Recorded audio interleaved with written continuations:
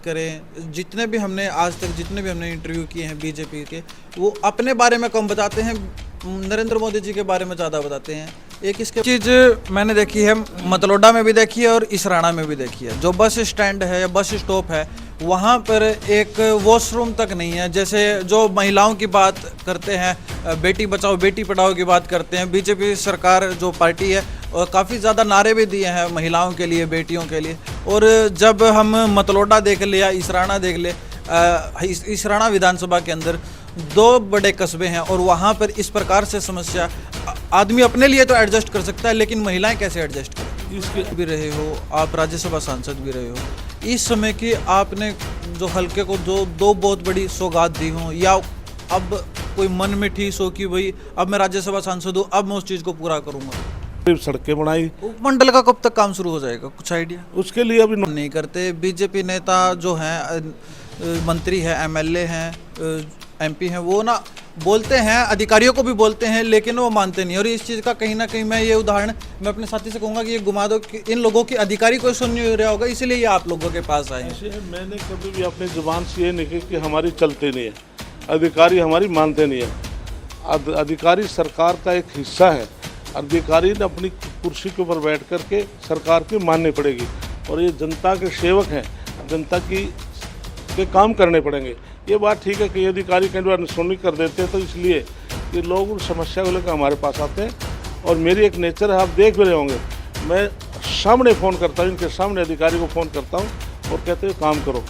मैं तो हमने भी देखी है आपकी। मैं सामने कोशिश करता हूँ, जो को आते 90 क्या 99% मेरी कोशिश होती है, मैं जो मेरे पास है उसके सामने मैं फ़ोन करूँ। अच्छा, एक जैसे अधिकारियों की बात आई, तो आपने तो चौटाला साहब का भी राज में भी आप विधायक रहे, अब आप बीजेपी के राज में भी आप मंत्री रहे, अब राज्यसभा सांसद, दोनों के कार्यकाल में फ़र्क क्या मिला? अनिल विज को बड़ा मानते हैं कि भाई सीएम का चेहरा अनिल विज होना चाहिए, खट्टर नहीं होना चाहिए। खट्टर वो मतलब समझते नहीं है खट्टर को, वो लायक है मुख्यमंत्री के। अनिल विज को बड़ा लायक मानते हैं। तस्वीरें पानीपत के मतलोडा से जो राज्यसभा सांसद हैं कृष्णलाल पंवार, उनके निवास स्थान से आप लोगों को दिखाई जा रही हैं। और अभी यहाँ पर राज्यसभा सांसद कृष्णलाल पंवार हैं, तो इनसे बातचीत भी करेंगे। और अभी जो जनता की समस्या ये अभी सुन रहे हैं, तो अभी आप लोगों को वो तस्वीरें भी आप लोगों को दिखाएंगे। सुबह सुबह का समय है और यहाँ पर काफ़ी संख्या में जो आसपास के क्षेत्र के जो लोग हैं वो यहाँ पर आ रहे हैं। और अभी तस्वीरों में आप लोग देख सकते हैं कि कृष्णलाल पंवार जो कि राज्यसभा सांसद हैं, पूर्व कैबिनेट मंत्री भी रहे हैं, अब वो जनता की समस्या इस समय आप लोगों को सुनते हुए आप लोगों को दिखाई भी दे रहे हैं। और मौके पर ही ये अधिकारी को फ़ोन करते हैं, अधिकारी से बातचीत करते हैं, क्या कुछ रहेगा, जो भी ये शिकायत, जो भी यहाँ पर शिकायतकर्ता अपनी शिकायत लेकर आते उनको ये मौके पर ही हल करने का पूरा प्रयास रहता है इनका। तो इनसे बातचीत भी करेंगे। सांसद है जो कि अभी जो जनता की समस्याएं सुन रहे थे, आसपास के क्षेत्र के लोग थे, बल्कि पानीपत से बाहर के भी लोग आए हुए थे यहाँ पर अपनी समस्या को लेकर। तो अभी जो राज्यसभा सांसद है कृष्णलाल पंवार, पूर्व में कैबिनेट मंत्री भी रहे हैं, तो इनसे बातचीत करेंगे। जो आने वाला चुनाव है 2024 में, लोकसभा का भी है, विधानसभा का भी है, और मौजूदा सरकार किस प्रकार से काम कर रही है, उन सारी चीज़ों के ऊपर बातचीत करेंगे।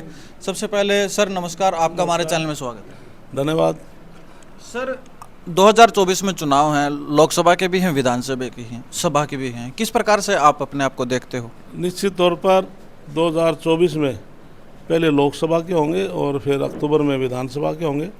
तो पूरा देश का हर व्यक्ति नरेंद्र मोदी के प्रति आस्था रखता है, क्योंकि नरेंद्र मोदी 2014 में आए थे और 2014 में आने के बाद चाहे सुरक्षा की दृष्टि से, विकास की दृष्टि से पहचान देश की कराई है। वही नरेंद्र मोदी जब गुजरात के मुख्यमंत्री थे तो अमेरिका जाते थे, उनको वीज़ा भी नहीं मिलता था, लेकिन आज नरेंद्र मोदी जी यूएसए जाते हैं तो वहाँ के राष्ट्रपति प्रधानमंत्री उनकी वेट करते हुए नज़र आते हैं। इसलिए वैक्सीन में, कोरोना काल में वैक्सीन बना करके पूरे वर्ल्ड के अंदर नरेंद्र मोदी जी ने अपनी पहचान कराई है। और जिस प्रकार से दूसरे देशों में जाते हैं, वहाँ के प्रधानमंत्री अपने अंतरात्मा से बोस कह करके पुकारते हैं, तो वहाँ के लोगों ने पूछा भाई आपने बोस क्यों कहा? वो मेरी अंतरात्मा थी, क्योंकि पूरे देश को और मेरे देश को बचाने वाले नरेंद्र मोदी है, वैक्सीन तैयार करके। इसलिए विशेष तौर से गरीब आदमी जो बहुत चिंतित था कि कोरोना काल में लॉकडाउन लग गया था, हमें मजदूरी करने में असमर्थ होंगे, काम बंद हो जाएंगे, लेकिन 80 करोड़ लोगों को कोरोना काल से आज तक फ्री राशन नरेंद्र मोदी जी दे रहे हैं। अच्छा, एक चीज़ मुझे पूछनी है। हाँ, जो आपके बीजेपी पार्टी के जो नरेंद्र मोदी हैं वो एक तरीके से करता धरता है बीजेपी पार्टी के, और मौजूदा प्रधानमंत्री भी हैं देश के, और सबसे बड़ी बात है वो लोकप्रिय भी है, जन जन के लोकप्रिय हैं। लेकिन हम इंडिविजुअली हरियाणा के नेताओं की बात करें, जितने भी हमने आज तक इंटरव्यू किए हैं बीजेपी के, वो अपने बारे में कम बताते हैं, नरेंद्र मोदी जी के बारे में ज़्यादा बताते हैं। एक इसके बारे में भी मैं हरियाणा प्रदेश के मुख्यमंत्री माननीय मनोहर लाल की ही बात करता हूँ आपसे। मेरा विधानसभा का कम से कम 30 साल से ज़्यादा अनुभव है और मैंने 5-6 मुख्यमंत्रियों के साथ काम भी किया है, लेकिन मैं ईमानदारी से बात कह सकता हूँ, जितना ईमानदार मुख्यमंत्री माननीय मनोहर लाल है, मैंने आज तक कोई इतना ईमानदार मुख्यमंत्री नहीं देखा। इसलिए इन्होंने 90 के 90 विधानसभा में समान विकास कराया है। तो आप मेरे विधानसभा की बात ले ले तो 62 के 62 गांव, आप एक गांव का नाम लो, मैं उसी गांव को टिप्स बता सकता हूं, इतने करोड़ का काम इस गांव के अंदर हुआ। तो इसलिए सबसे बड़ा जो काम था, जो किसान वर्ग है, जो समय समय पर संघर्ष भी करता है, किसान सम्मानित है, क्योंकि किसान अन्नदाता है देश का और पेट भरता है राशन दे करके। तो इसलिए किसानों की जो फसल जब प्राकृतिक के प्रकोप से, आगजनी से, बीमारी से, अन्य कारणों से फसल बर्बाद हो जाती है, तो हुड्डा के समय में केवल 6,000 रुपये मुआवजा मिलता था और 5-5 रुपये चेक मिलते थे। लेकिन आज किसान की फसल बर्बाद हो जाए तो उसको 12,000 रुपये प्रति एकड़ के हिसाब से मुआवजा मिलता है। इसके अलावा कोई गरीब आदमी मजदूर है, किसान है, खेत में काम करते समय चाहे उसके अटैक के कारण, सांप के काटने के कारण या और उसमें बोधी में पड़ने के कारण, बिजली करंट लगे कोई मृत्यु हो जाए, तो उस परिवार को 5 लाख रुपए की सहायता सरकार की तरफ से दी जाती है। इसके अलावा कितने अन्य काम हैं, विशेष तौर से आप ले लें रोजगार की बात, 1 लाख से ज़्यादा रोजगार दिए हैं, लेकिन पूरे प्रदेश में कोई एक व्यक्ति कह दे गरीब से गरीब परिवार का भी, कोई सब इंस्पेक्टर, कोई डीएसपी, कोई HCS, कोई क्लास 1, क्लास 2 अधिकारी भी लगे हैं, कर्मचारी भी लगे हैं, कोई साबित कर दे कोई एक पैसा भी किसी से कोई रिश्वत ली हो, कोई सिफारिश ली हो, योग्यता के आधार पर सबको नौकरी दी गई है। अच्छा, एक चीज़ मैंने देखी है, मतलोडा में भी देखी है और इसराना में भी देखी है, जो बस स्टैंड है या बस स्टॉप है, वहाँ पर एक वॉशरूम तक नहीं है। जैसे जो महिलाओं की बात करते हैं, बेटी बचाओ बेटी पढ़ाओ की बात करते हैं, बीजेपी सरकार जो पार्टी है काफ़ी ज़्यादा नारे भी दिए हैं महिलाओं के लिए, बेटियों के लिए। और जब हम मतलोडा देख ले या इसराना देख ले, इसराना विधानसभा के अंदर 2 बड़े कस्बे हैं और वहाँ पर इस प्रकार से समस्या, आदमी अपने लिए तो एडजस्ट कर सकता है, लेकिन महिलाएं कैसे एडजस्ट करेंगी? इसके लिए मतलोडा और इसराना दोनों बस स्टैंड मेरे कार्यकाल में मुख्यमंत्री से मैंने अनाउंसमेंट कराई थी, लेकिन ज़मीन नहीं मिलने के कारण ना तो इसराना की ज़मीन मिल रही है, ना मतलोडा की मिल रही है। हमने दिल्ली फार्म वालों से बात की भी ज़मीन को एक्सचेंज कर लो पंचायत के साथ, लेकिन नहीं मिल पाई। दोनों के दोनों बस स्टैंड मंजूर हैं और मैं खुद एक दिन बस स्टैंड मतलोडा के ऊपर गया था, मैं साइट दे के आया था, तो वहाँ पर अब बहुत जल्दी हम ग्रांट से वहाँ पर वाशरूम बनवाएंगे मेल फीमेल का। अच्छा, एक चीज़ जो और मुझे देखने को मिली, आप कैबिनेट मंत्री भी रहे हो, आप राज्यसभा सांसद भी रहे हो, इस समय की आपने जो हल्के को जो 2 बहुत बड़ी सौगात दी हो, या अब कोई मन में ठीस हो कि भाई अब मैं राज्यसभा सांसद हूँ, अब मैं उस चीज़ को पूरा करूँगा? इसलिए जब मैं मिनिस्टर था, विधायक था, आज राज्यसभा में प्रधानमंत्री नरेंद्र मोदी जी के आशीर्वाद से, JP नड्डा जी और विशेष तौर से मुख्यमंत्री और धनखड़ साहब और संगठन के आशीर्वाद से आज राज्यसभा में हूँ। मेरी ड्यूटी एक बतौर कार्यकर्ता मैं काम करता हूँ। मैं 91 में पहली बार MLA बना था, तो 91 से आज 35-40 साल हो चुके हैं। आज मैं गांव में रहता हूँ तो मुझे हल्के के प्रति, गांव इलाके के प्रति कोई प्यार होगा, इसलिए तो रहता हूँ। आज एक सरपंच और मेंबर पंचायत एक और बनने बाद शहर में कोठी बनाता है, और मैं कैबिनेट मिनिस्टर भी रह लिया, आज MP भी हूँ, चेयरमैन भी रह लिया, तो लेकिन आज मैं गाँव में रहता हूँ। मेरी सोच ये है जनता के बीच में रह इनकी सेवा करें, हम सेवा करते हैं। और मुख्यमंत्री जी ने इसराना को सब डिवीज़न बनाया और पूरे विधानसभा में आपको सबसे ज़्यादा, पूरे प्रदेश की बात कहता हूँ, सबसे ज़्यादा पावर हाउस बनाए तो इसराना विधानसभा में, और तकरीबन 70 के करीब सड़कें बनाई। उपमंडल का कब तक काम शुरू हो जाएगा, कुछ आइडिया? उसके लिए अभी नोटिफिकेशन होना है, इस थाना को उसमें डीएसपी रेसिडेंट की बिल्डिंग अंडर कंस्ट्रक्शन है, तहसील की बिल्डिंग बनने लग रही है, लेकिन नोटिफिकेशन आने के बाद वहाँ पर डीएसपी, एसपी और सब जज की जुडिशरी जो सब डिवीजन की जो फैसिलिटी होती है वो सभी वहाँ पर सर्व हो जाएगी। एक जब हम सर्वे, आजकल हमारा सर्वे का दौर जारी है और इसराना हल्के में भी सर्वे कर रहे हैं और पानीपत में भी कर रहे हैं, तो बात बार बार निकल के आती है कि भाई अधिकारी काम नहीं करते, बीजेपी नेता जो हैं, मंत्री हैं, एमएलए हैं, एमपी हैं, वो ना बोलते हैं, अधिकारियों को भी बोलते हैं, लेकिन वो मानते नहीं। और इस चीज़ का कहीं ना कहीं मैं ये उदाहरण मैं अपने साथी से कहूँगा कि ये घुमा दो कि इन लोगों की अधिकारी कोई सुन नहीं रहा होगा, इसलिए ये आप लोगों के पास आए हैं। मैंने कभी भी अपनी जुबान से ये नहीं कही कि हमारी चलते नहीं है, अधिकारी हमारी मानते नहीं है।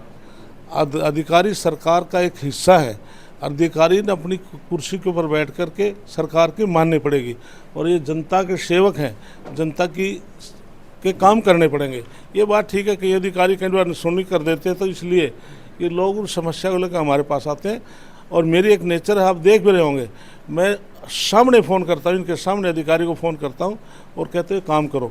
ये चीज़ तो हमने भी देखी है आपकी। मैं सामने कोशिश करता हूँ, जो को आते 90 क्या 99% मेरी कोशिश होती है मैं जो मेरे पास आए उसके सामने मैं फ़ोन करूँ। अच्छा, एक जैसे अधिकारियों की बात आई तो आपने तो चौटाला साहब का भी राज में भी आप विधायक रहे, अब आप बीजेपी के राज में भी आप मंत्री रहे, अब राज्यसभा सांसद, दोनों के कार्यकाल में फ़र्क क्या मिला? आप इसकी बात करें, मैं तो भजनलाल के मुख्यमंत्री थे जब भी एमएलए था, बंशीलाल मुख्यमंत्री जब भी एमएलए था, सरकार में मुख्यमंत्री जब भी एमएलए था, सरकार में मुख्यमंत्री जब भी एमएलए था, राज मनोहर लाल के। जी मैं ये कह रहा हूँ सरकार में हिस्सा था, और अब दोनों के कार्यकाल में कितना फ़र्क मिल रहा है? आज मैं जब आपसे एक बात कह दी, निष्ठा से ईमानदारी से काम होता है। पहले कांग्रेस के राज में जब राजीव गांधी जब प्रधानमंत्री प्राइम मिनिस्टर थे, उनका बयान आया था कि दिल्ली से 1 रुपया चलता है तो धरातल पर 15 पैसे पहुँचते, 85 पैसे रास्ते में ख़त्म हो जाते हैं। आज मोदी जी कहते हैं और मुख्यमंत्री कहते हैं चंडीगढ़ से 1 रुपया चलेगा, दिल्ली से 1 रुपया लगेगा, तो नीचे 1 रुपया ही आएगा, बीच में कोई कटौती नहीं होगी। अच्छा, जैसे मैंने अभी आपको बताया कि सर्वे का दौर जारी है, सर्वे में ना एक चीज़ बार बार निकल के आ रही है, मैंने सोचा मैं आपको बता भी दूं। वो अनिल विज को बड़ा मानते हैं कि भाई सीएम का चेहरा अनिल विज होना चाहिए, खट्टर नहीं होना चाहिए, खट्टर वो मतलब समझते नहीं है खट्टर को, वो लायक है मुख्यमंत्री के। अनिल विज को बड़ा लायक मानते हैं क्योंकि उनकी स्पीच ऐसी आती है, वो मौके पे जैसे आप जनता दरबार लगाते हो जैसे इस तरीके से, वैसे वो भी लगाते हैं, और वो मौके पे सस्पेंड भी कर देते हैं पुलिस वालों को जो उनकी नहीं मानता है, जो काम नहीं करता है। तो इस वजह से अनिल विज को ज़्यादा सुन रहे हैं। मंत्री का अपना अधिकार है, वो गृह मंत्री है, कोई विभाग का मंत्री, कोई उसका कर्मचारी अधिकारी ठीक काम नहीं करेगा तो मंत्री को पावर है सस्पेंशन करने की, वो गृह मंत्री कर सकते हैं। लेकिन जैसे आपने कहा कि उनको लेकर दे, प्रजा का अपना मत है, अपना बोलने का अधिकार है, कोई किसी के बारे में कुछ भी कह दे।